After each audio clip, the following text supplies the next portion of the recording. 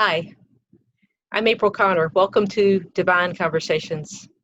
Some of the most profound insight and wisdom that I've experienced in my life have been through seemingly mundane conversations. I live for these divine conversations. This video series is designed to create inspiration in your own life and encouragement to use these tools that we discuss so that we may realize more of the divinity of life before us. I am a playful, grateful mystic showing up in this world as an individual guide, a writer, and a motivational speaker. Today's topic is gratitude, and my dear friend Mark Elliott is joining me. He is the owner and contributor of gratitudeseeds.com, a site that is dedicated to providing access to personal empowerment tools to create the beautiful life you desire. Thank you, Mark, for joining me. Thanks for having me. So, gratitude is something near and dear to both of our hearts. And yes. I think that I couldn't think of anybody else that I wanted to have this conversation with. Thank you. And it's reciprocated for you as well. Thank you. So for me, I truly attribute several tools to the change in my life, and gratitude being one of the significant ones. You've heard this story, but I'm going to tell it briefly for everybody else.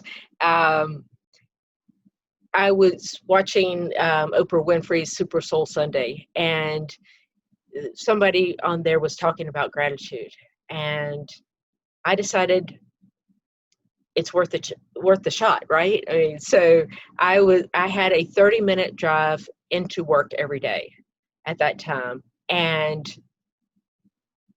I would spend 15 minutes of that saying out loud what I was grateful for. And it started out as, I'm grateful for the sky, I'm grateful for that tree over there, I'm grateful for the cows in the pasture. And every day I added more to it.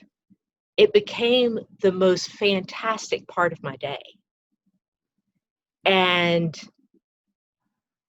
now not only do I have a morning practice, but I also have an evening practice where I post every evening on Facebook what I'm grateful for. But I truly attribute the openness that gratitude gave me to finding my spiritual community and living this life that I now live. So, who's the kitty cat? This is Luca. Hi, Luca. So, oh, my goodness. I may be joined by several other critters or pets, which we're very grateful for. Yeah.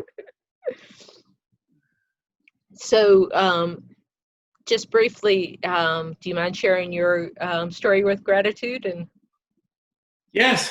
So when I got started, there was a time early 2000s that there was the movie The Secret came out, and as a part of that, I got really exposed. I mean, I was exposed to prior to that, but there was several sections in that that was really tied to gratitude. And then during that experience, not necessarily The Secret, I came across a quote from Cicero, and the quote, it just got my attention. The quote is, gratitude is not only the greatest of virtues, but the parent of all others. So that hit me in such a way that if I can be grateful at all times and live in gratitude, then pretty much everything else should fall into place. So that was a really the way I got into that being grateful, and then being exposed to the abundance that we are and have in this world, what the world provides for us.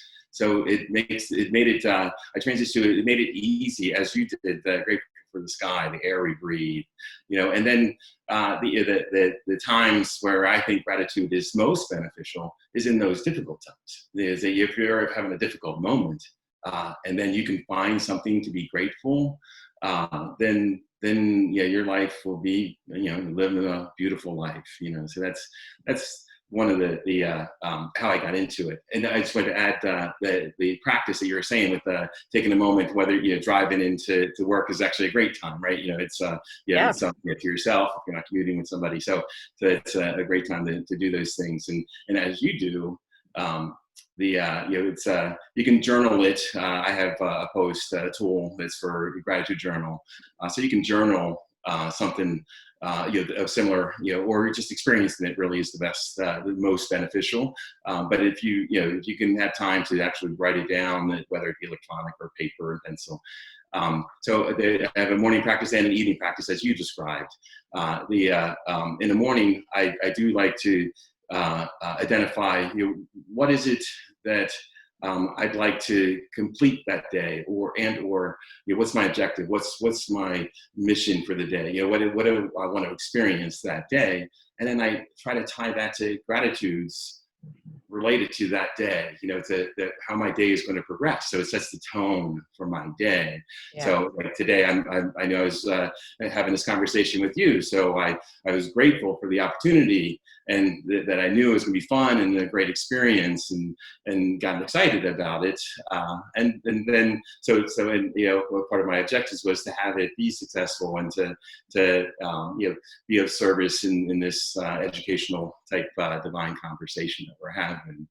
Yeah. And then in the evenings, I like to do the gratitude of, so what did I have that day? What did I experience that day that I'm touched and grateful for?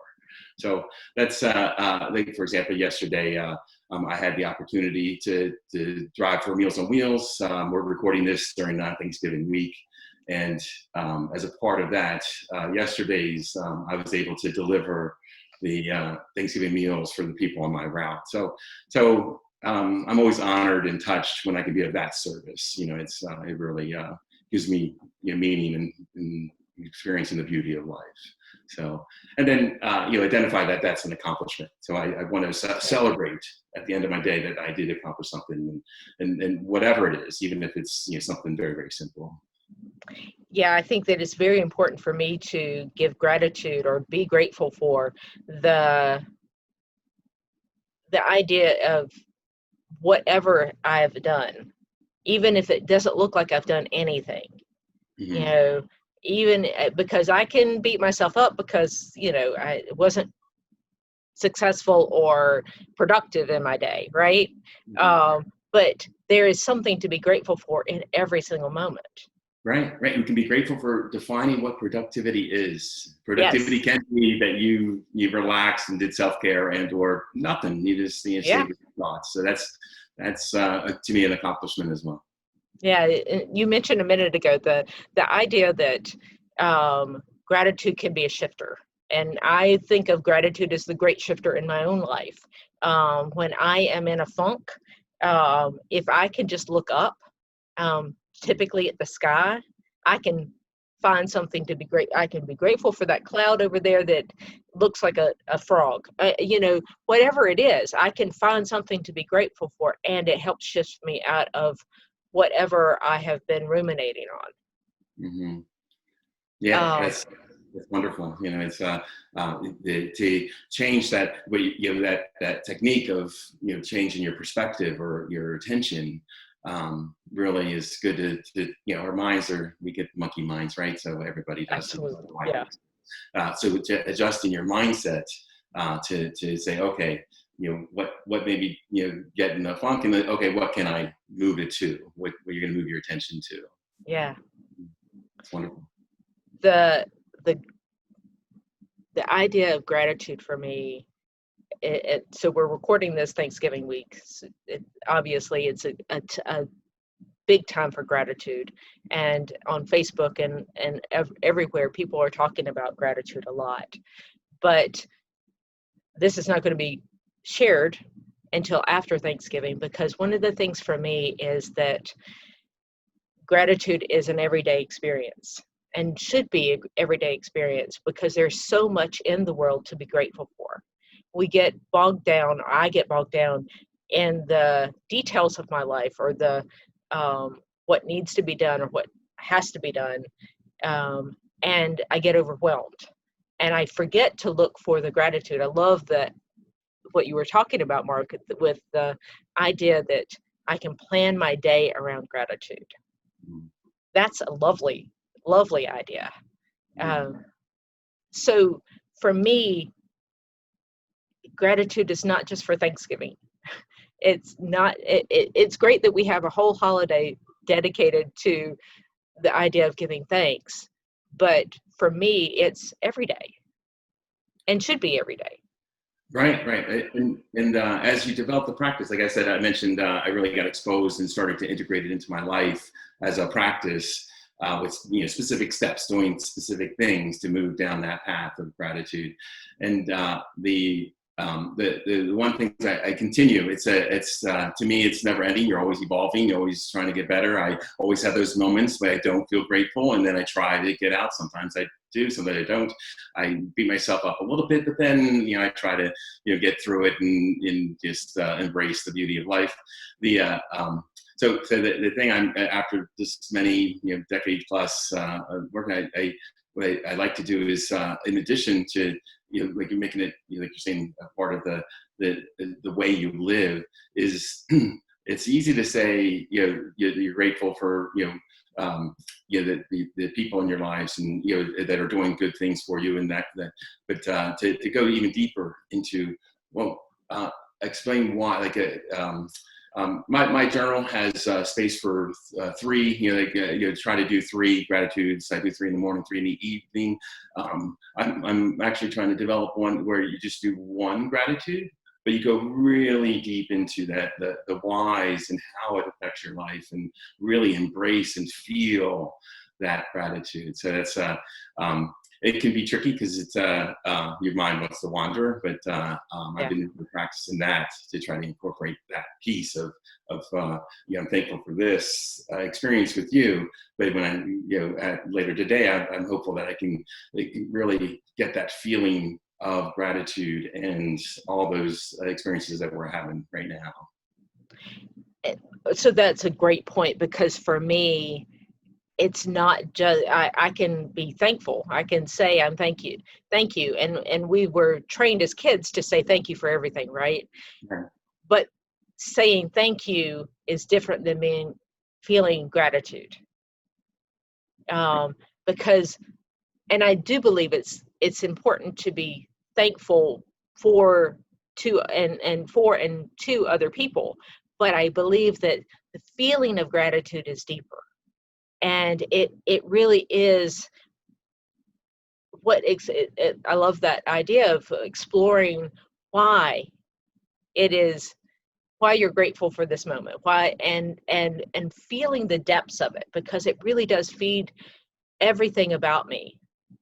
I don't know if you saw me earlier, but when we started this conversation, I teared up, because when I'm feeling that gratitude, that's what I do. I tear up, and it is the feeling of it more than the words that we say.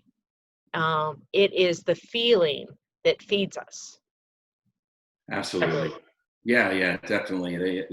As we attach emotion to whatever we're saying or doing or thinking, it really becomes a part of you. So it's we have to make sure we're focusing our attention, what we're thinking and saying, on things that we want to create and manifest in our lives, so that we embrace that gratitude feeling and expression. And I think it radiates from people if you're able to get to that point. It's I know every time I see you, you have a smile on your face no matter what's going on, and that just makes me feel good. So I'm grateful for that experience, just in that presence. That and we never know who we affect by just having that kind of attitude of gratitude. Absolutely, yeah. Right. Stay tuned for part 2 of this divine conversation with Mark Elliott.